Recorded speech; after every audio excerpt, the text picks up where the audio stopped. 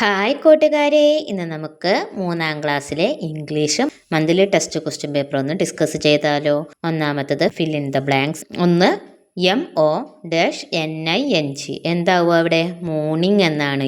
MORNING. രണ്ടാമത്തത് RBBING.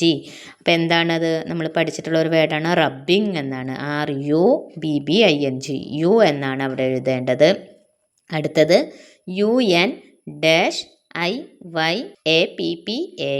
ഉണ്ണിയപ്പം എന്നാണ് ആ വേർഡ് പറയുന്നത്. അപ്പോൾ UN എന്നാണ് പിന്നെയും എഴുതേണ്ടത്. അപ്പം ഈ ഉണ്ണിയപ്പം. ഓക്കെ, ഇനി അടുത്തത് SNAK.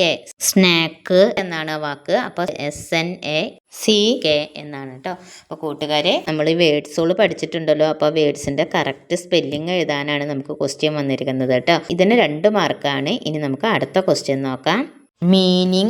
മീനിങ് എഴുതാനാണ് പറയുന്നത്. ആദ്യത്തെ ടെൻഡർ എന്ന് പറഞ്ഞാൽ മൃദുലം എന്നാണ്. അടുത്തത് പീപ്പ് എന്ന് പറഞ്ഞാൽ എത്തി നോക്കുക. അടുത്തത് അപ്പിയർ, പ്രത്യക്ഷപ്പെടുക എന്നാണ് അർത്ഥം. അടുത്തത് സർപ്രൈസ് എന്ന് പറഞ്ഞാൽ അതിശയം. ഓക്കെ കൂട്ടുകാരെ, ഇതിന് 2 മാർക്കാണ്. ഇനി നമുക്ക് അടുത്ത ക്വസ്റ്റ്യൻ നോക്കാം. What could be Sasha's feeling. സഷയുടെ ഫീലിംഗ് എഴുതാനാണ് പറയുന്നത്. അപ്പോൾ സഷയുടെ എന്തൊക്കെയാണ് സഷയ്ക്ക് ഫീൽ ചെയ്തിട്ടുള്ളതെന്ന്. അപ്പോൾ അതിൻ്റെ ആ തോട്ട് ഇങ്ങനെ എഴുതാം. I feel sad. എനിക്ക് സങ്കടം തോന്നുന്നു എന്ന്. സഷയ്ക്ക് അങ്ങനെ ഒരു ഫീലിംഗ് ഉണ്ടായേക്കാം അല്ലേ. അതുപോലെ സഷയ്ക്ക് എന്ത് തോന്നിയിട്ടുണ്ടാവാം? Why did not she accept unniyappam. എന്തുകൊണ്ടാവും സഷ ഉണ്ണിയപ്പം സ്വീകരിക്കാഞ്ഞതെന്ന് തോന്നിയിട്ടുണ്ടാവുക അല്ലേ. അതേപോലെ സഷയ്ക്ക് എന്ത് തോന്നാം? Sure she is a poor girl. തീർച്ചയായിട്ടും അവളൊരു പുവർ ഗേളാന്നുള്ള ഒരു ഫീലിംഗ് സഷയ്ക്ക് ഉണ്ടായിട്ടുണ്ടാവാം.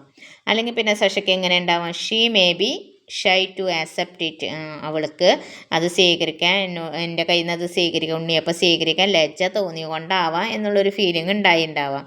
അതുപോലെ തന്നെ may be because I am stranger to her. ഞാൻ ചിലപ്പോൾ അവൾക്ക് അപരിചിതനായത് കൊണ്ടായിരിക്കാം ഒരുപക്ഷെ അവൾ ഉണ്ണിയപ്പം സ്വീകരിക്കാൻ എന്നുള്ളൊരു ഫീലിങ്ങും കൂടി സഷയ്ക്ക് ഉണ്ടായിരിക്കും. അതുപോലെ തന്നെ I will tell my parents and teachers to help her if she is in need. അവൾക്ക് ആവശ്യമുണ്ടെങ്കിൽ അവളെ സഹായിക്കാൻ ഞാൻ എൻ്റെ മാതാപിതാക്കളോട് അതുപോലെ അധ്യാപകരോടൊക്കെ പറയും എന്ന ഒരു ഫീലിംഗ് സഷയ്ക്ക് ഉണ്ടായിരിക്കാം. എന്ത് ഫീലിംഗ് വേണമെങ്കിലും നമുക്ക് എഴുതാം. 6 മാർക്കാണ്. അതുകൊണ്ട് നമ്മളൊരു 6 പോയിന്റെങ്കിലും എഴുതാൻ ശ്രമിക്കുക കേട്ടോ കൂട്ടുകാരെ. ഇനി നമുക്ക് മറ്റൊരു വീഡിയോ ആയിട്ട് നാളെ വീണ്ടും കാണാം. ബൈ.